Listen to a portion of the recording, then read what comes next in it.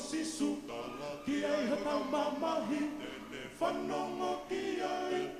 tali e kuhu ongoi lewa alahi ai ai a mamani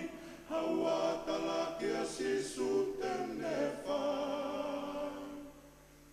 lahi e kutangi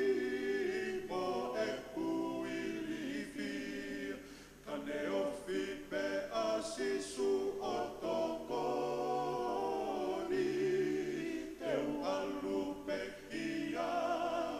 o kole malohi e ko sisu pe hoku kaume a ofi lahi e kutangi kane ofi pe a sisu o tokoni teu alu pe ia o kole malohi e ko sisu pe hoku kaume a ofi Whela ki mo sisu